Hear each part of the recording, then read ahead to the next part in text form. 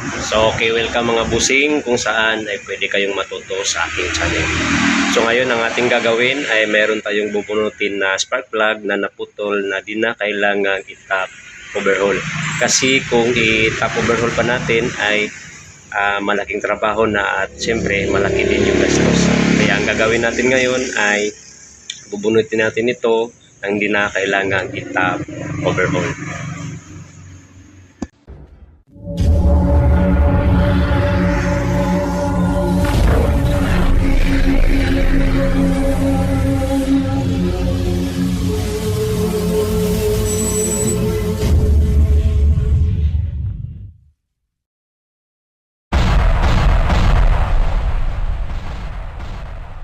Baka pwedeng pa-subscribe naman mga bossing at pindutin ang notification bell para sa marami pa nating video i-upload.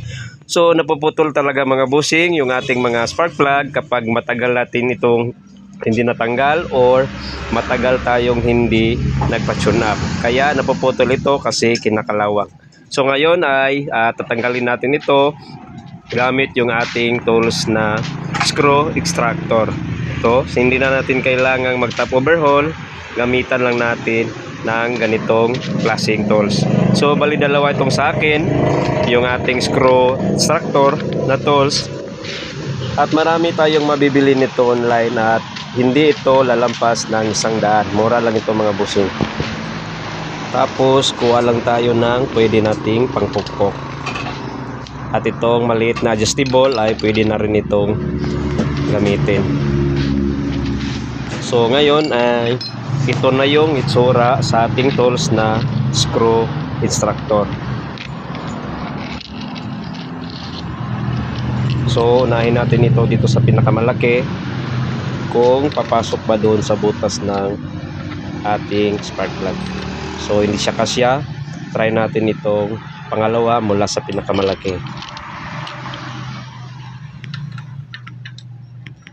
So hindi pa rin siya kasya mga busing. So kailangan talaga yung kasya dito sa butas ng putol na spark plug. So dito tayo sa pangatlo mula sa pinakamalaki.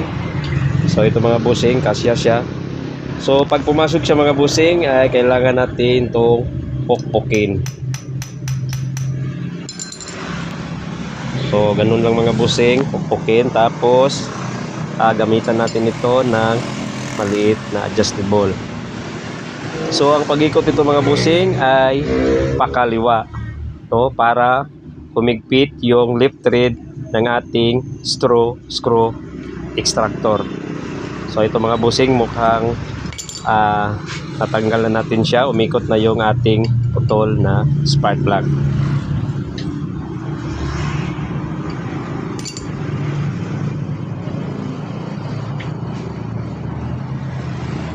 So ulitin ko mga busing, pakaliwa yung pag-ikot sa ating screw extractor. Ngayon ay naikot na natin ang ating putol na spark plug at malapit na natin itong matanggal. So ito na yung putol na spark plug mga busing. So malaking gamit talaga itong ating tools na screw extractor. So pag walang tools na ganito mga busing ay malamang ay kailangan natin itong i-top overhaul. Mahirap din itong i-welding kasi nandoon sa ilalim yung nakalagay yung ating spark plug. Ito na yung ipapalit nating bagong spark plug. So pag ganito yung ginawa natin mga busing ay talagang malaki yung matitipid natin kasi di na kailangang top overhaul. So tipid tayo sa budget at siyempre tipid na rin sa oras kasi napakadali lang itong gawin. Pagpasensyaan nyo na mga busing kasi magalaw itong aking camera, wala kasi akong tagahawak.